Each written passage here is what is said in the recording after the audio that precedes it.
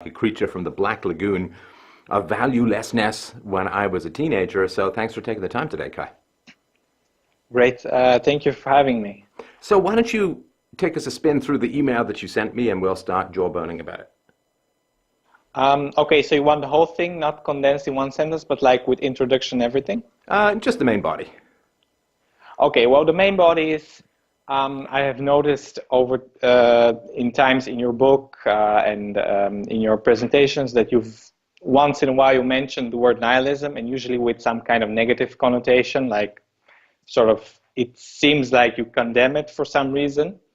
While I came across this term, well, fairly recently, a few years ago, and when I came across this terminology, I was thinking, okay, well, this seems like a very reasonable view of life, and I think it can be defended in a way. You could say it's a rational view of life, and I was wondering what your take on it is exactly, and for what is exactly the reason why you how should I say, Criticize condemn it or criticize. criticize. Yeah, I'll give you sort of the brief history of my experiences with nihilism. So I grew up in a valueless society. That was early Protestantism, early Christianity, but that faded fairly quickly. I grew up in a social environment, in a cultural environment, in an intellectual environment where there was perceived to be this Darwinian war of all against all. There was class struggle, there was gender struggle, there was race struggle, and the exploited and the victim struggle, and there was no particular overarching value system that held society together. When I first came across philosophy, objectivism, and so on, it gave me ethics. It gave me universal values. Now, I did find after some decades that there was a few shortages in objectivist ethics, which I attempted to fix, I think successfully, in my book, Universally Preferable Behavior, A Rational Proof of Secular Ethics, which is available for free at freedomainradio.com/free. And when I took shape, I was formless before, without values. I was a pleasure-seeking hedonist and had no allegiance to any larger morals. And I took shape with the development of ethics. I gained a purpose, I gained solidity, I gained identity. I became human. I evolved because animals are amoral, pleasure seekers and pain avoiders, and that's sort of where I was at. Now, my friends at the time resisted mightily, for the most part successfully, my arguments for morality. They thought it was ridiculous, it was a control mechanism. They were very Nietzschean in that way, that morality is a noose thrown by weaklings to bring down the powerful and bring them to heel, because they can't compete with them physically or mentally, but they can inflict guilt and self-reproach in their masters and therefore bring them to heel. And now that I'm 52, I have seen the arc of people's lives from when I was a teenager. The arc of my life has been pretty great.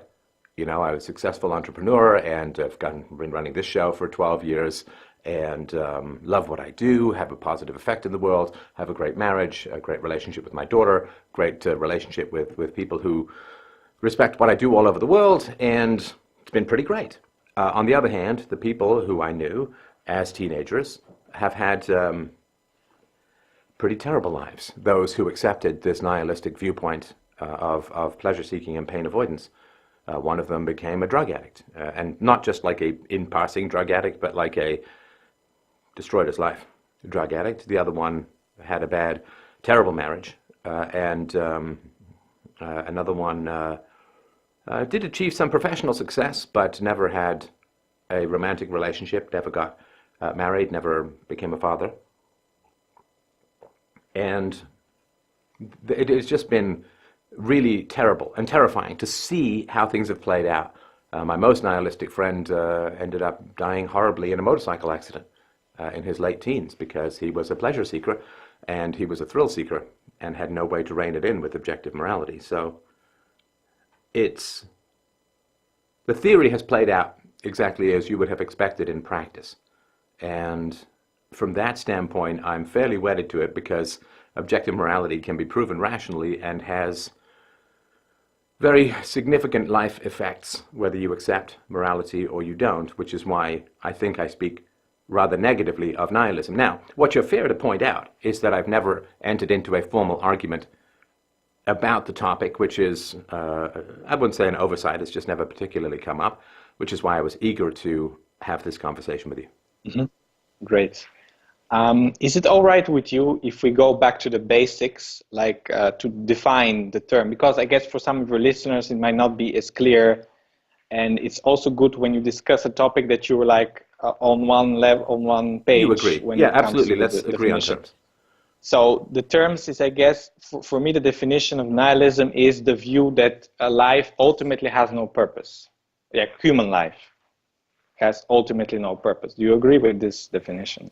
It depends what you mean by purpose. I'm with you on human life. I think we can accept that because we're not debating with a hedgerow. But depends what you mean by purpose. Purpose meaning, let's say, if I help 1,000 people or if I kill 1,000 people, at the end of the day, when I die, it doesn't matter. That's what I mean. Like it doesn't have like a purpose. Like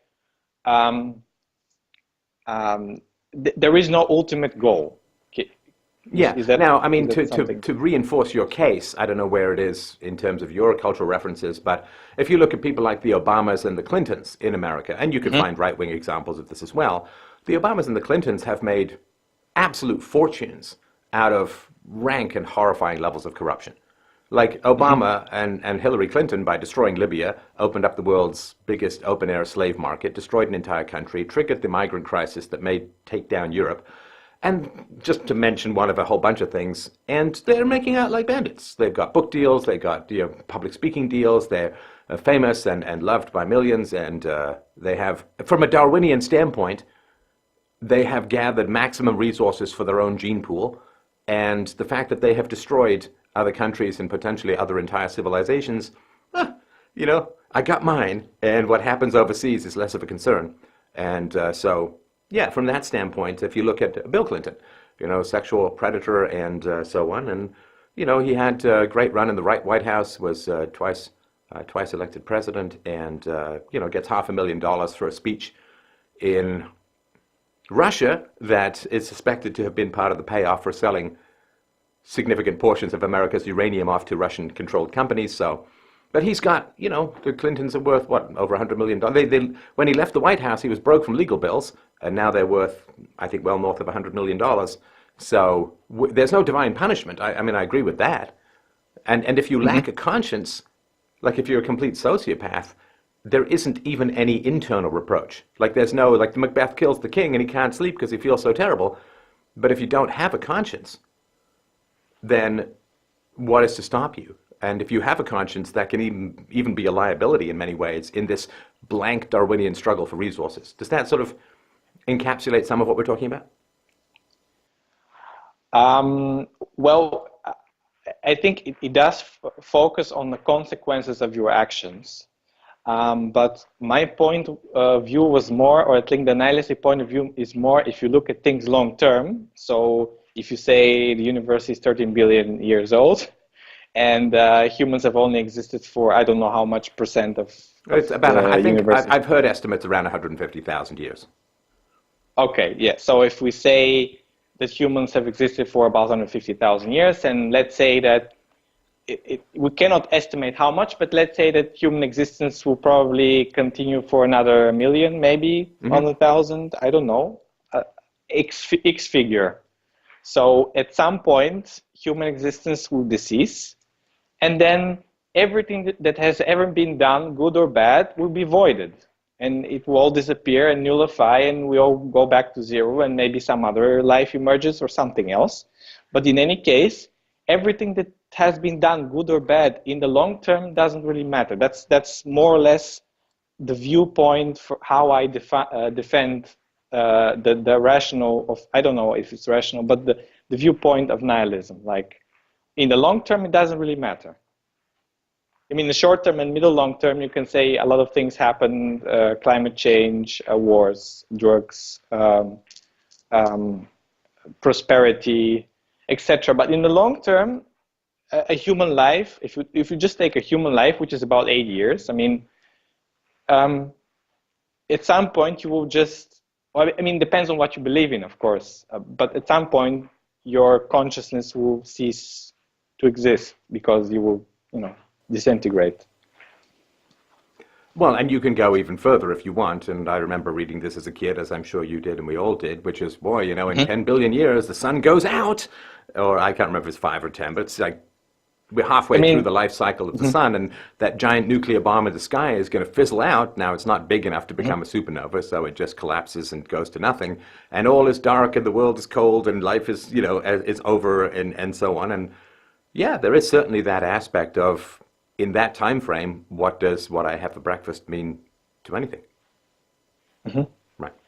I mean, that's my point. I mean, could you also defend this kind of point of view, like, in the long term, it will all disease anyway? So what do you mean defend?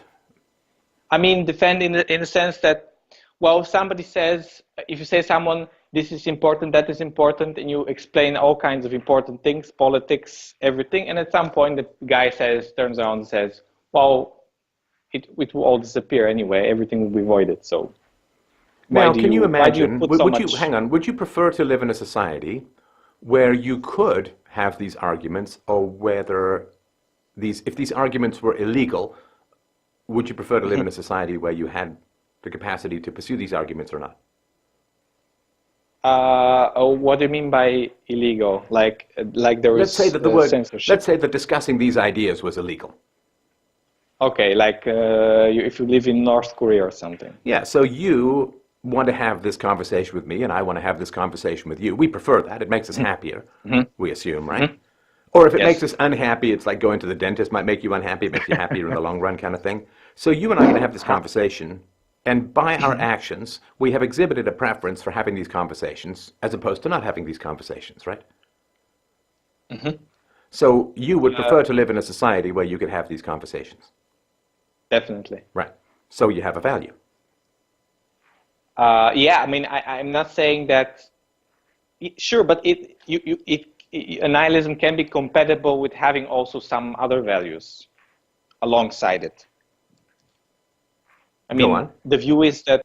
I mean, the view is like, it's like some people are short-term oriented. They use drugs. They live today and today only, and other people are very long-term oriented. They invest and they look into some kind of movements on the market, whatever, and some people are like middle long term. They take into consideration the fact that no, I they get might die. We don't have to explain this. Some people have short-term time preferences. Some people have long. Go on.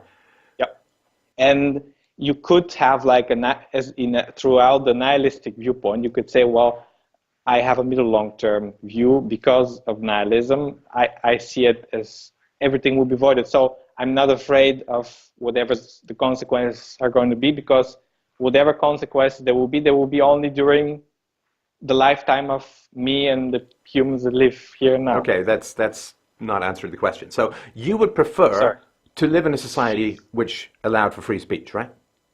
Yes. Now, in order to live in that society, you have to convince other people that free speech is a value, right? Because there's lots of people who don't like free speech.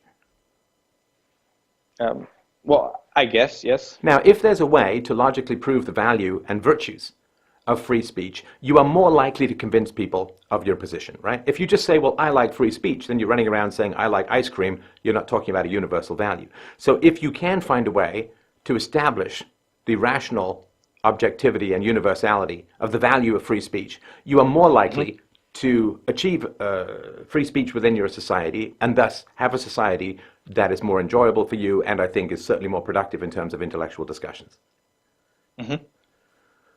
So if you are hedonistic and you love these kinds of speeches, then philosophy and universal values will allow you to achieve that hedonism of enjoying these kinds of speeches, because you can defend objectively and universally the right to free speech. Yes. So here we have, in order to pursue the value of talking about nihilism, you have to accept universal morality.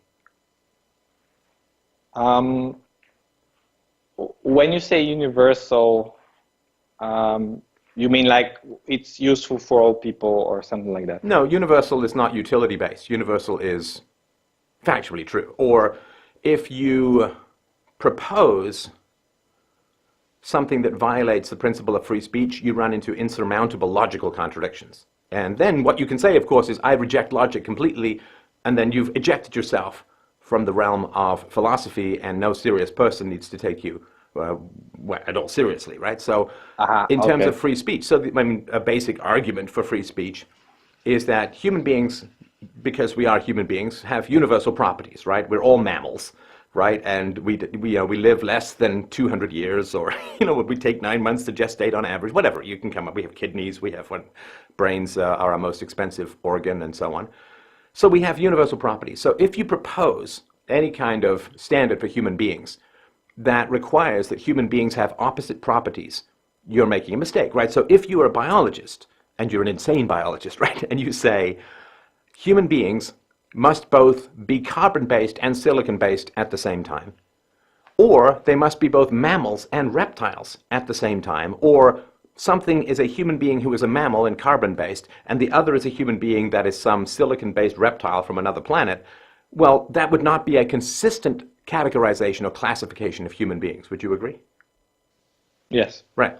So if you say that there should be no free speech, that free speech should be policed, then what you're saying is some human beings should have the right to shut down the peaceful speech of others. And so you have created opposite classifications. People who cannot speak because they are threatened with violence if they do, and other people who can express their preference for no free speech by pointing guns at people. So you have two opposing moral categories, able to use violence in the realm of speech and not able to use violence in the realm of speech. And that is an improper or antithetical classification of human beings. It's exactly the same as a biologist saying a human being is both a mammal and the opposite of a mammal. Or some human beings are mammals, some human beings are the opposite of a mammal, but I'm going to call them all human beings. That would be completely invalid in the realm of biology, and it is also completely invalid in the realm of ethics. This is the argument for statelessness, right? That if you say, well, there are some human beings who have the right and the obligation to initiate the use of force against others, which is the government and its police and its military and so on,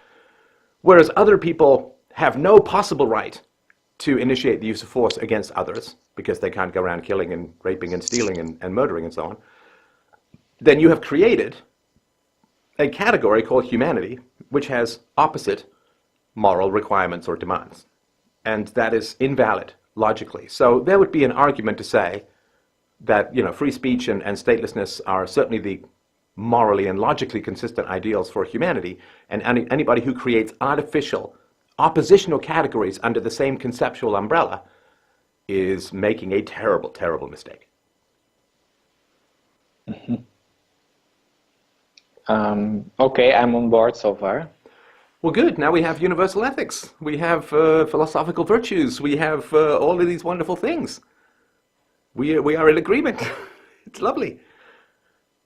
But one thing, so when you say moral values, I mean, how can you agree what is a real value and what is what is universal? We just went through free speech and violence, right? We just went through free speech and the initiation of the use of force. Those are pretty big. If we can get the world to accept those, we've advanced ethics by about 3,000% in one single day. So even if we just take those two examples, we went from there's no meaning and life is purposeless and so on to, okay, here's an argument for free speech and here's an argument for the non-initiation of force, or the non-aggression principle, which we agreed on, or which you agreed with me on. So that's pretty cool. Now, for nihilism, the real question is, if it's true that human life has no purpose, then you would say, I am a nihilist because nihilism is an accurate and true statement of the human condition. Is that fair to say?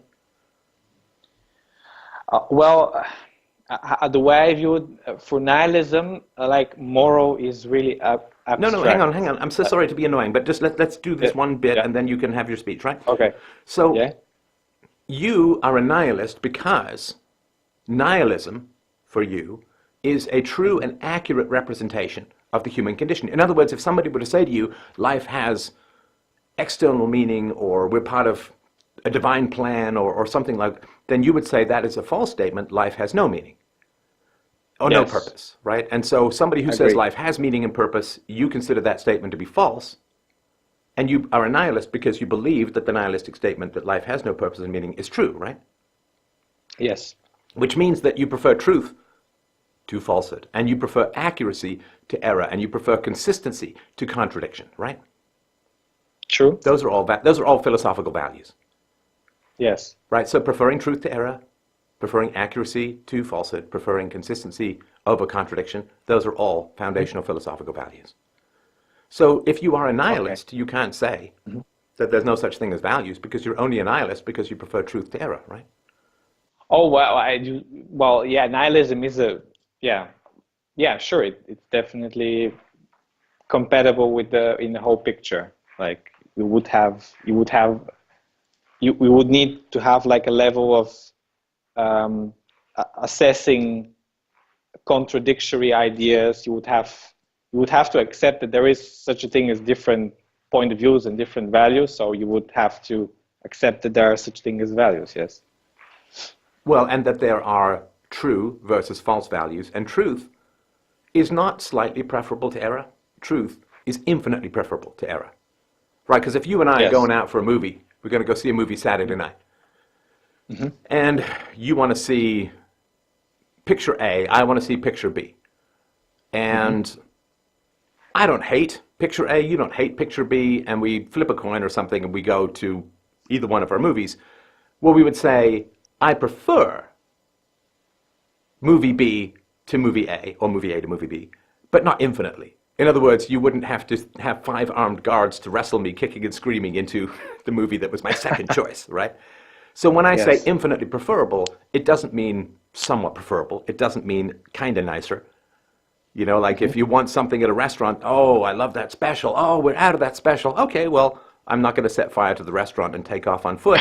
I'm just going to have my second choice, which is not quite what I wanted, but whatever, right?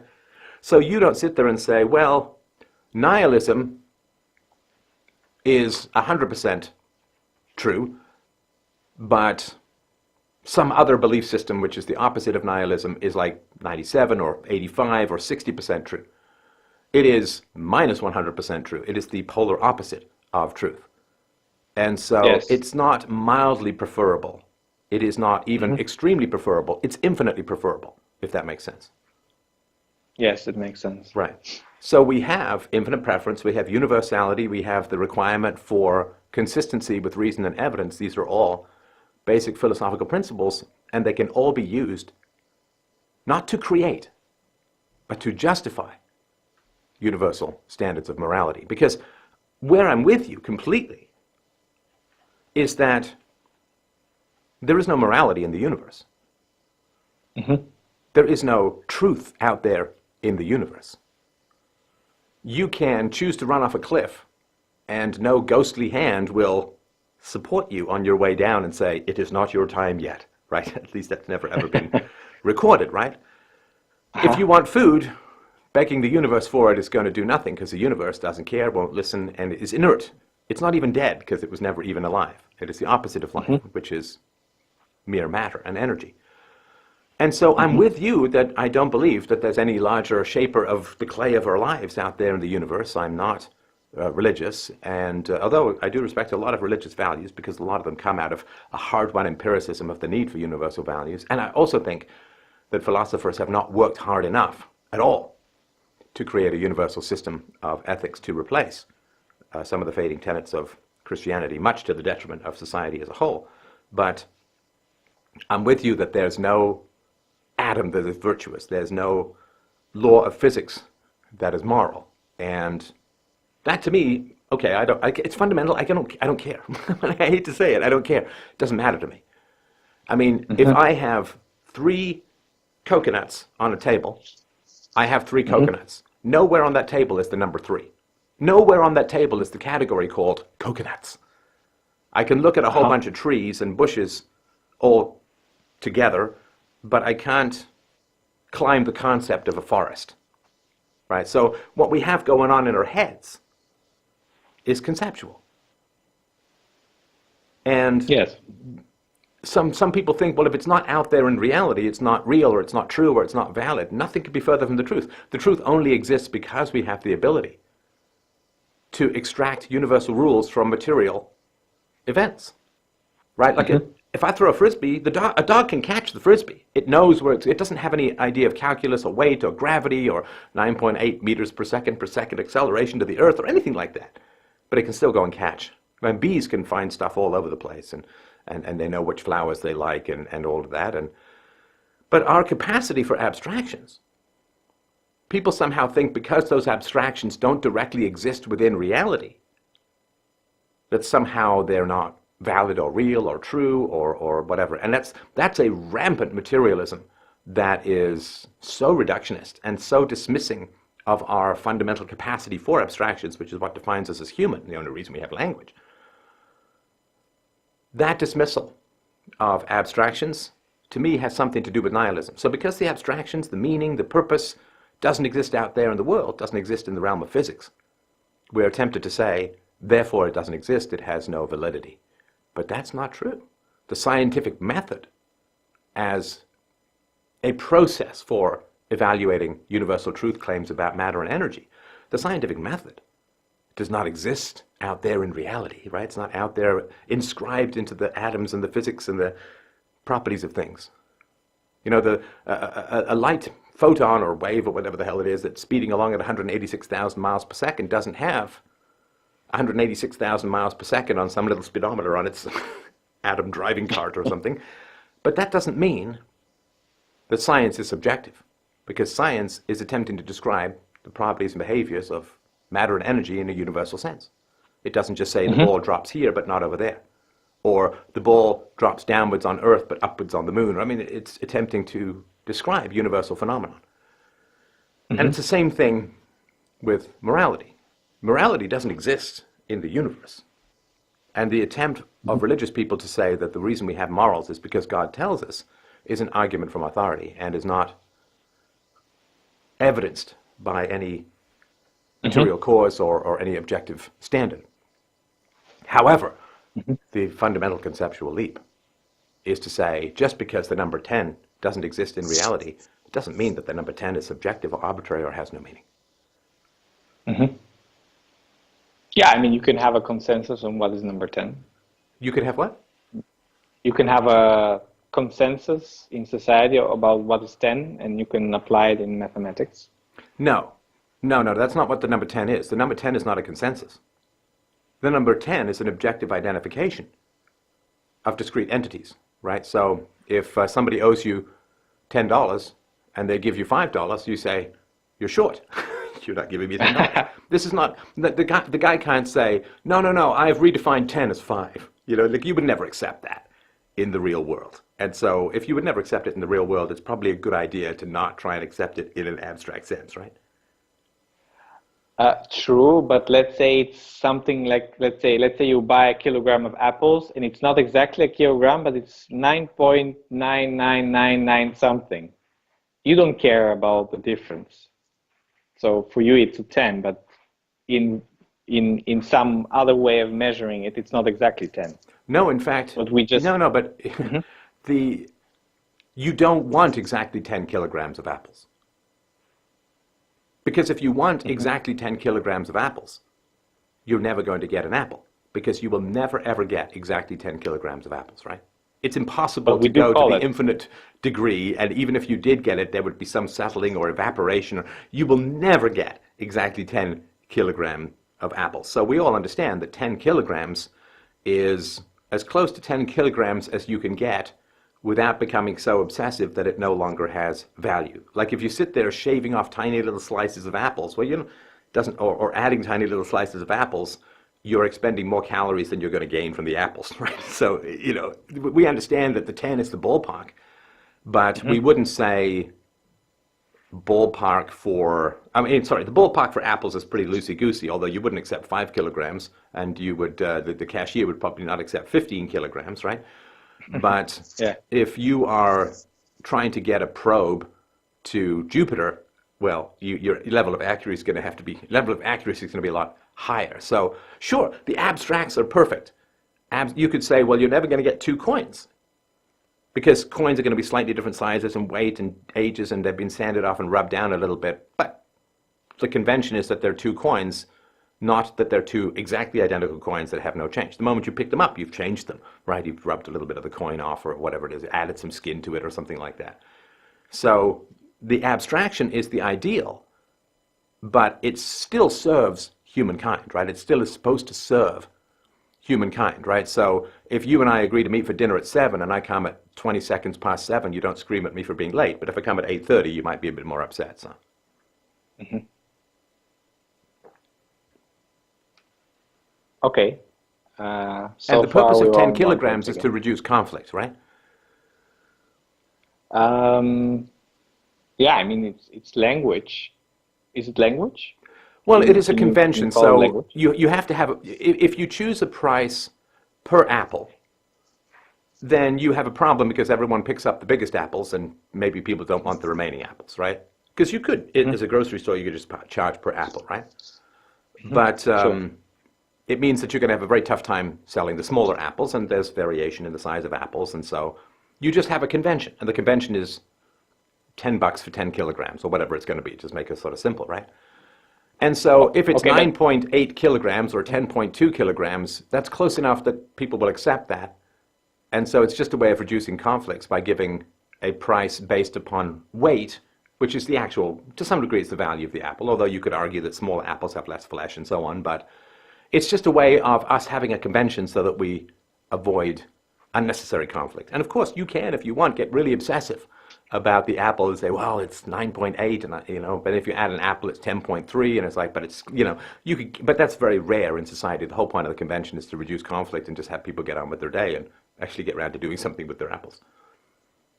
Sure, but the word convention, does it mean the same as consensus?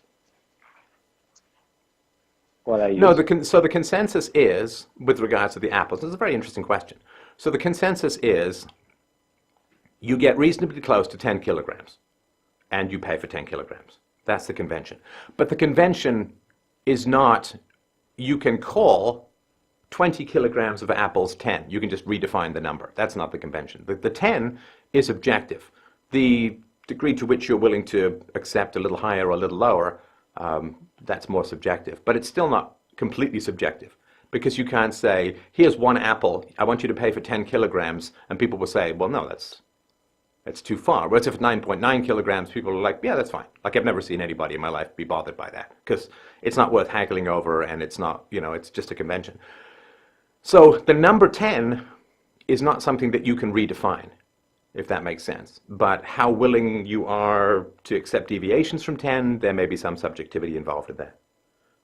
Like, I don't know if you've ever known obsessively compulsive people. Like, yeah. You like, if you go into, like in my house, every now and then I'll notice a picture is slightly askew. It doesn't drive me crazy, but I'll stop to fix it, right?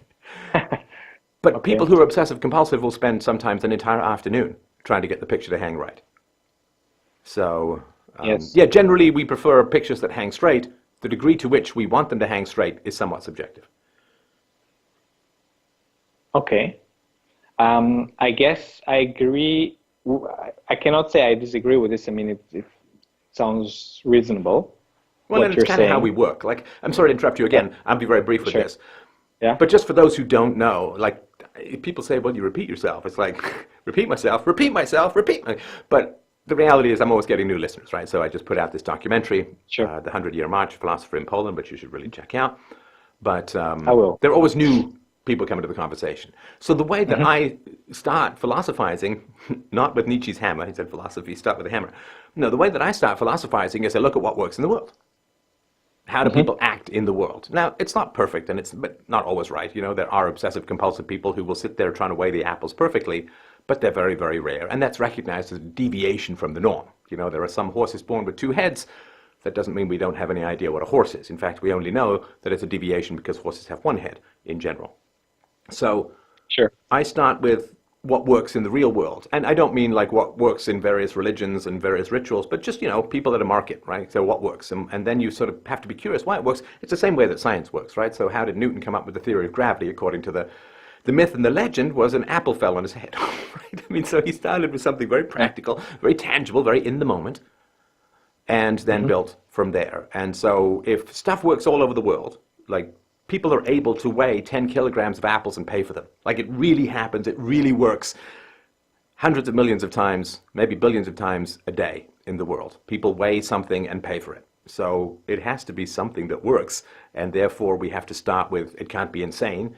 Most people hang pictures straight, but they don't spend all day trying to get one picture straight. So that's kind of where I start. It's not the be-all and end-all, but you start with direct observation. So I'm an empiricist, I've always said that. So you start with direct observation of the world, and then you begin to extract principles from that in the same way you would with science. Okay. Could we just zoom out for a moment and go back to nihilism? Okay. Fair enough. Okay. No, I mean, really, I like to listen to all the examples that you have and your way of thinking. I mean, for me, it's like it gives me more knowledge and a richer view of the world. I just wanted to go back to the topic at hand, which is nihilism, and just to say, try to see if we understand each other in one other aspect. Could you agree to live in a society where a part of the society says, well, in the long term, actually, I cannot get really obsessed in anything because in the long term, for me, nothing matters. Like I cannot be really. No, but I'd never hear from those people. I'd never hear from those people. Like it would the moment. Like okay, so the moment I'm not putting you in this category, but the moment someone comes up to me and says, "Nothing that we do matters," right? My first question would be, then why are you telling me? Why are you trying to convince me that nothing matters if nothing matters? Well, he wants to get a point across, I guess. Why does he want to get a point across? Nothing matters. He wants to test if you can convince him that something does matter. Maybe you have some information he does not have. Like, well, then then he's being dishonest. Because if he's saying, I have the feeling that nothing matters, and I'd really love it if you could convince me otherwise, that's an honest statement. If he's saying that nothing matters, and I take his statement at face value, he's contradicting himself completely. Well, there is a difference between what we say and what we mean, right? Well, so then I would say, as I would say to you if you said that, I would say, well, if nothing matters, why are you bringing it up? I really want to talk about something that I don't think there's any value in talking about is a complete contradiction, right? Nothing matters. There's no such thing as truth. There's no need for consistency. And you should change your beliefs because your beliefs are false and inconsistent is a self-contradictory statement. So the first thing that somebody comes up to me and says, there's no such thing as truth and nothing matters, then I would say, but you're prioritizing this conversation because you prefer to do this rather than something else. And you are saying that your statement is true, and therefore there is such a thing as truth, and there is such a thing as prioritization. Now, prioritization of behavior can only occur if you have a hierarchy of values. Like if fire broke out in this studio right now, I'd end this conversation because I have a priority of surviving rather than having the conversation. We'd pick it up another time, right? Yeah. So prioritization can only occur if there's a hierarchy of values. Now, if there is a hierarchy of values to the point where somebody wants to talk about nihilism, then nihilism can't be true because there is purpose. The person is exhibiting purpose by talking about nihilism, and they're exhibiting a preference for truth statements by advocating for nihilism. But if nihilism encapsulates no truth and no purpose, then whoever's making that argument is contradicting their own argument in their behavior. Always look at the behavior. Look at the behavior and extract the principles from the behavior. And if the actions contradict the principles, you point that out. Now, if the person just skates past that, then you're dealing with a mental problem or whatever. Don't bother. But if then they say, I guess that's true. I guess I'm saying that nothing matters, but it matters to me to have this conversation. So that's a contradiction. And then you can start to have a fruitful discussion, right? Yes, I do agree. I mean, the way you define it right now, like nothing really matters, there is no truth. I mean, in such a way... Wait, the way you define it right now? What do you mean? I mean, at the beginning of the conversation... It's philosophy. It's not about defining things right now. It's defining things accurately or falsely. Like, I don't define 2 Sure. and 2 makes 4 just in the moment, but next moment it could be something different, right? No. But what I meant at the beginning, going back to the definition of nihilism, I mean, the way I view it is like there is no ultimate purpose. And Nothing you said matters, yes right? to that. No ultimate purpose. Like, if I make $1 billion, I will still die. The results will be the same. If I make minus $1 billion, I will still die. Like, it's still. But these are not moral Again, issues. So um, these are not moral issues, right? but how So would you if somebody categorize? wants to make money, fine, as long as they do it honorably, legitimately, and don't steal it, right? I mean, so go make money. If you don't want to make money, if you want to be a monk, fine. These are not moral issues. These are subjective, personal choices about lifestyle. And so if you're saying there's no such thing as truth because people prefer different things, that's a very amateur statement. It's like saying there's no, like 2 and 2 don't make 4 because some people like different kinds of ice cream. So you have to give me an example that's not about somebody's subjective personal lifestyle preferences. Okay. Well, an example whereby a person says, I want to feed this many children, I want to feed 1 million, I want to feed 10 million. And then you tell him, well, in the long term, these children will all die, we will all die, and, you know, the whole story with the universe coming to an end. Well, but here's the thing. That is still Let's true. say I was That the is guy still who wanted to true. feed 1 million children, and let's just say Okay. for the sake of argument, you were the guy who came up and sold me. It was meaningless, right? Yeah. Do you know what I would ask you? Yes. Did you have breakfast this morning? And what would you say? Well, It's not a tough question. What would you say? yes, I would say. Oh, so you preferred to eat rather than starve to death. So you have chosen life over death. You know you're going to die in a couple decades, still you choose to eat. Still you Well, choose it's to not that. breathe. Still you choose to have water. So who are you to say that there's no meaning, life is meaningless, there's no preference for life over death that makes any sense, when the only way that you're able to have that conversation with me is because you have regularly chosen life over death. You have chosen to eat, you have chosen to get shelter, you have chosen to drink liquids. And so who are you to say it doesn't matter whether you feed people or not, when the only reason that you're able to say that is because you have fed yourself repeatedly for many, many, many years, and would view someone interrupting that process as attempted murder. So again, I look at the behavior. I don't care about the abstract arguments before I process the behavior. And if the behavior contradicts the argument, I just go with the behavior. I really don't care about the argument. Like I eat, right? I had some nice beans and potatoes, peas and potatoes for lunch, and a little cheese, because I wanted to have good energy for this show, right? So I'm not going to sit there and say, well, it doesn't matter whether you eat or not, because I just had a meal to have this conversation. So I can't look at my own actions and then come up with some abstract principle that completely contradicts those actions and call myself anything other than nutty. Okay. One other thing. So how about the point of view about giving birth, creating life as a human being? How would you defend that, in the sense that what would be the purpose of that? What do you mean? I know you have children, or I think you have a daughter, right? Yeah. Or 2 children. Okay. So what would be the purpose of that? Again, I'm not sure what you mean by purpose, because Procreation. it's not a moral choice to have a child. It's not good and evil. Like, you're not evil if you What? don't have children, and you're not evil if you have children, or good, or like, again, you're talking about, do you want to make money or not make money? Do you want to make babies or not make babies? It's not a moral choice. It's a preference, personal preference. Well, it can be seen as a moral choice if you say, well, the resources are running out. You could say, well, we're pressuring the planet in one way or another. Well, then, of Well, course, not you personally, if but you care about the resources of the planet, then what you should do is you should go to the countries with the highest birth rates, and you should convince them to lower their birth rates.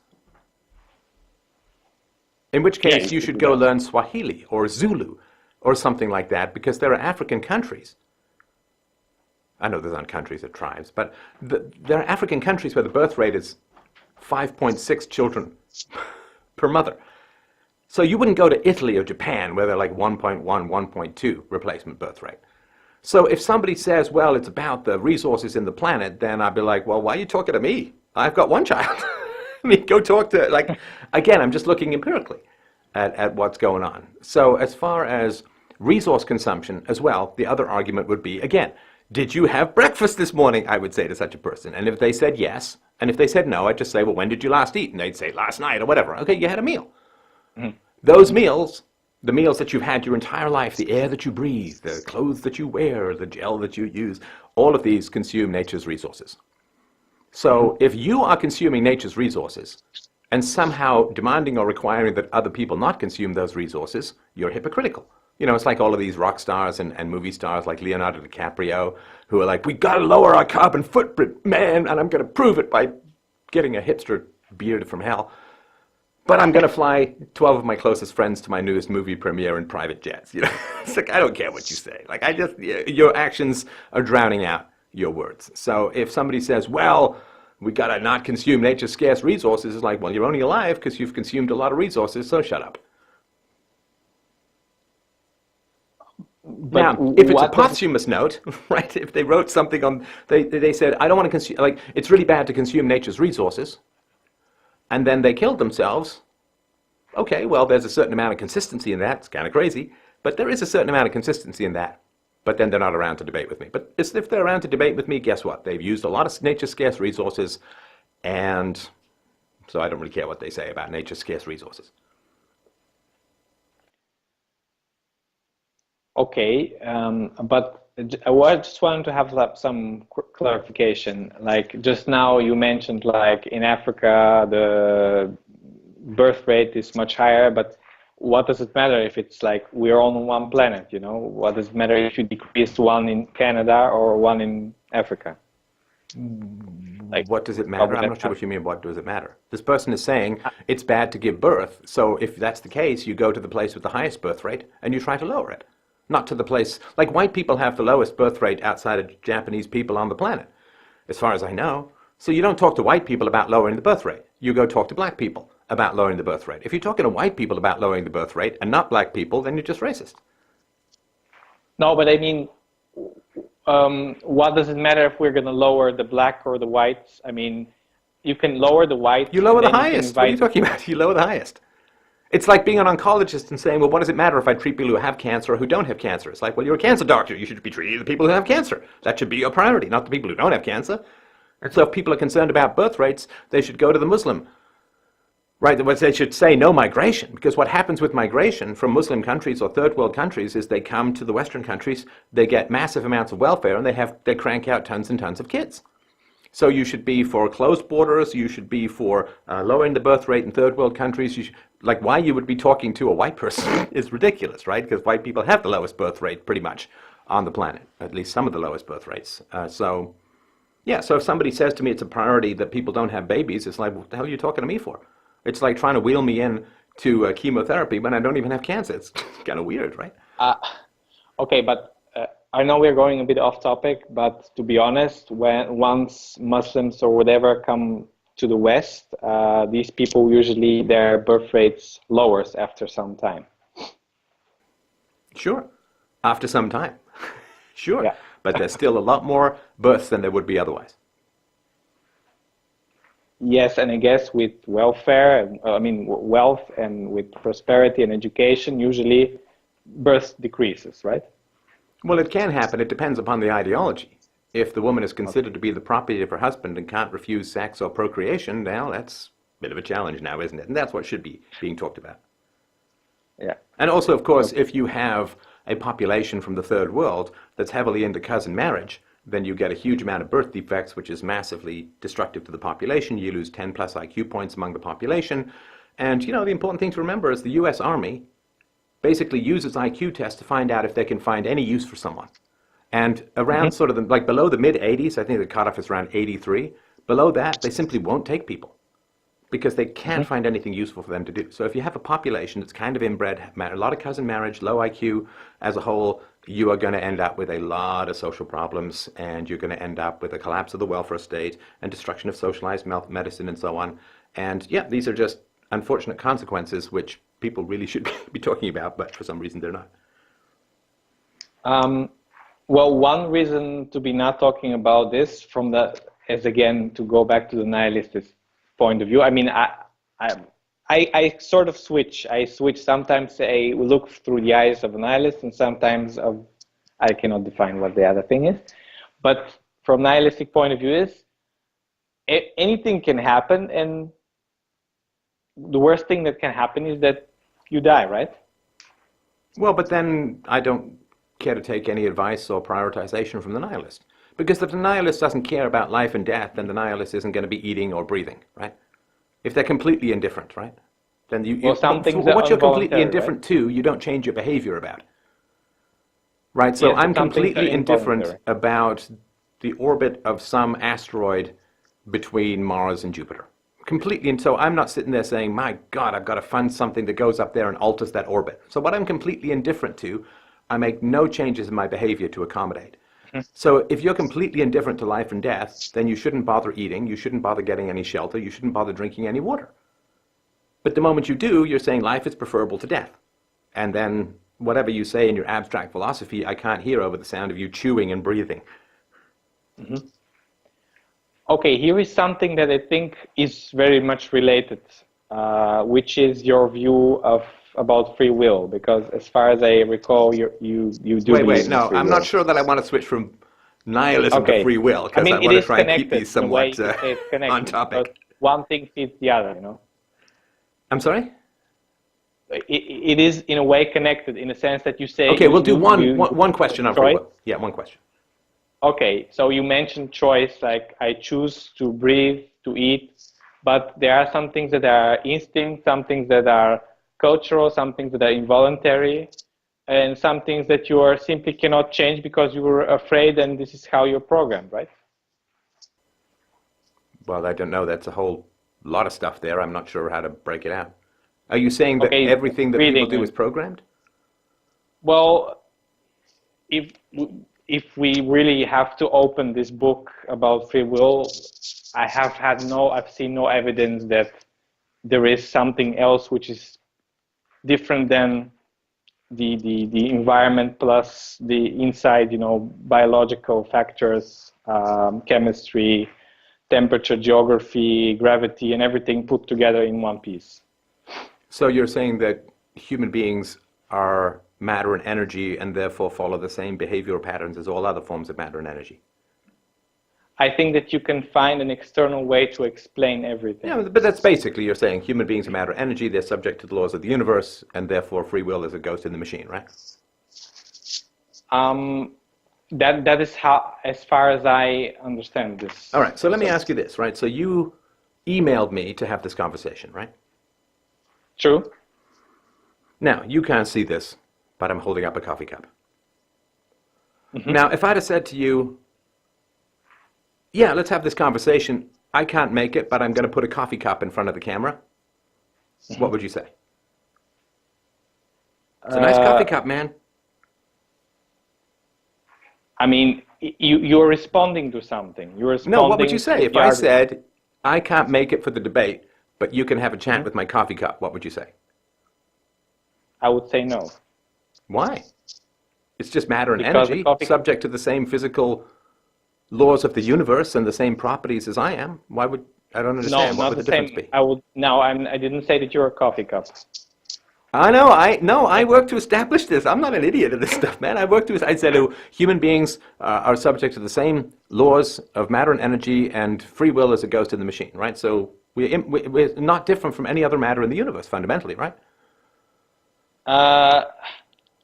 Well, matter is so general. I mean, I'm composed of matter and energy. I'm subject to physical laws. My coffee cup is composed of matter and energy and is subject to the same physical laws. Why wouldn't you debate my coffee cup? What have you got against my lovely brown coffee cup, man? It wants to debate with you. Mm-hmm. Oh, it's eager. It's telling me it's eager to debate, but you would never accept that. So you can't say No. human beings are the same as everything else. And if you don't like the coffee cup, let's say that I had a pet lizard. And I said, hey man, I can't make the debate, but my pet lizard, I'll put the little, he's in a little terrarium, I'll put it right up here in front of the camera, or my cat, or my dog, or a chimpanzee, and you'd say, no, I'm not debating free will with a chimpanzee, that would be insane. I'm not debating free will with a coffee cup, that's what a crazy person would do. So you will only debate free will with a human being. That is true. So how can you say human beings are just like everything else in the universe when you'll only ever debate with a human being and would consider it insane to debate with anything else? First of all, you give certain definitions to certain things. We don't have time really to discuss the definition of everything. But what I'm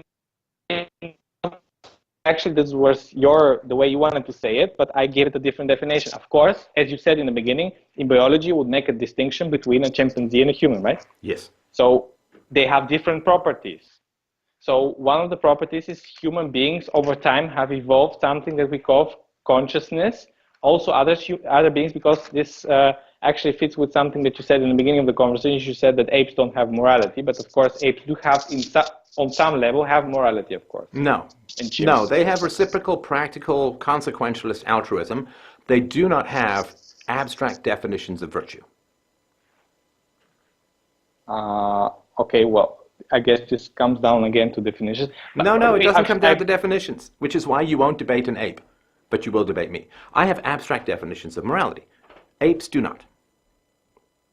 Apes will, if you're kind to an ape, they will bond with you, they'll be kind back, maybe, right? But that's just reciprocal altruism, and it's driven by evolution. The ape doesn't sit there and say, well, what is truth? What is goodness? What is virtue? How do we codify this in an abstract sense that encapsulates the essence of apehood while excluding fish? And it's not how the apes don't work that way. Their brain doesn't have that conceptual ability to work. They don't have abstractions of immaterial things. So you give an ape a banana, it'll give you a banana back at some point. That's nice, and it evolved that way because reciprocal altruism is a great way to maintain tribalism, and tribalism is necessary in a hostile world where you're going to be attacked by tribes of other apes. So all the apes that failed to develop reciprocal altruism got wiped out by all the apes who did. So that's how the genes spread. We understand that, right? But they're not sitting there writing books on abstract philosophy and inventing Platonic dialogues. It's not how the apes. So they don't have morality in the way that we do. Even close. They just have this basic Darwinian reciprocal altruism. So when you have seen this movie where one ape is given a grape and the other one's given a cucumber, and one gets angry about the other, that's not just reciprocal. There is a feeling of justice. Look, I don't want to get into all the ins and outs, but the moment a book written by an ape that's talking about abstract philosophy gets published, I'll revisit the issue. But right now, I'm not going into the detailed ins and outs of apes because they're not philosophers. I like apes, don't get me wrong. No hostility to apes. I think we should treat them very, very well. But we should also recognize that they're not doing what we do. Okay, but is this an argument for free will, being able to debate? What do you mean? That is the question. I mean, is that enough to defend free will? While we know that, like everything you can think of, we can, with some machine, can see 10 seconds before you consciously know that you are doing something. We can see that. Not 100%. And the real question then becomes around self. Yeah, I know. Like there are certain simple things. There are certain simple things that machines. I talk about this in my book, Essential Philosophy, which people should really check out. But yeah, there are machines that will read your impulses and sometimes get it right before you're consciously aware of it. So what? With self-knowledge, you discover the source of these impulses and you have the capacity to change them. We have that capacity to intercept signals that come from our hypothalamus or our fight-or-flight mechanism. We have the capacity to intercept. You have about a third or a quarter of a second to intercept, like an angry impulse to yell at someone. If you have self-knowledge, you recognize where that's coming from, you can intercept it, you can redirect it, you can change, all of these things. We don't just act out. Now, people who don't have any self-knowledge are kind of like machines, but that's because they've chosen to be closer to animal than human, because they're just reacting, acting out, not thinking, not internalizing, not understanding, not reflecting, not learning, not growing. So yeah, human beings can reject free will. I've known people in my life who are basically machines. You know, it's the NPC meme, right? You know exactly what's coming out of their mouth before they say it. Exactly. It's automatic, right? And I mean, for you, when we started talking about blacks and whites I mean, yeah, right? You had a pushback because that's how we're programmed. But if you surround your programming, it's a wonderful thing, and you get many more choices. Choice is like a muscle. You have to work at it. You have to develop it. It's not something that's innate. I think it would be more innate if we were raised better, but we're not really. We're raised punishing, programming, all this kind of crap. So yeah, there are machines that can predict some people's inconsequential responses. Are you going to push this button or this button before they do? And then people will say, no, here's when I decided to do it, and there's an impulse that comes up before. Sure. And that's why we need a concept of free will, because if we don't have it, we kind of do become like machines. And the powers that be really want us to be machines, because you can program machines. A man of free will, you can't. Well, when you said that we can choose the way we want to interpret how you wanted to change, like if you knew where your impulses came from, you had the freedom to choose how to respond. But that is obviously not for everyone, and it's actually for the people who have this capacity, who have learned this capacity, right? So you need it's not a given. It's something that's exactly what I just some said. people could obtain. So but I had the series. Yeah, you're just repeating what I said. So, and I'll just make this my final point because people should check this out. So first of all, I encapsulate my arguments about free will in my new book, Free. You can get it at freedomainradio.com. It's called Essential Philosophy, and I'm very, very happy with it. And I also have a series, which I did probably close to 10 years ago now, a 3-part series on YouTube called Free Will, Parts 1, 2, and 3, where I argue that free will is our capacity to compare proposed actions to ideal standards.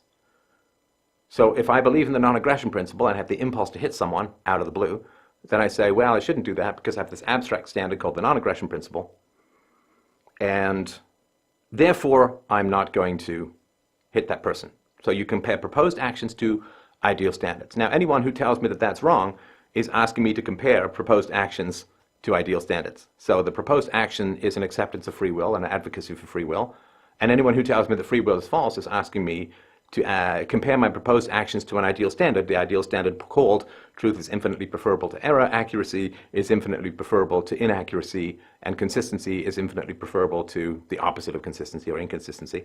So they're saying, well, free will is false, is the ideal standard, and I should compare my behavior, future behavior called advocating for free will, to that ideal standard called free will is false, and I should change my future behavior based upon an ideal standard. And since my definition of free will is the ability to compare proposed actions to ideal standards, they are conforming to anybody who argues against free will to me is conforming to my definition of free will. Now, that's not a kill shot because you could argue that definition, but then you again would be asking me to compare proposed actions to ideal standards. Well, listen, I'm going to stop there. I really, really do appreciate the conversation. I love this kind of workout, and I'm curious to see what people have to say, because there are a lot more people out there who are nihilists than who identify themselves as nihilists. So I really, really do appreciate the time that you spend in this conversation, and I look forward to, as I'm sure you will, the comments on the video.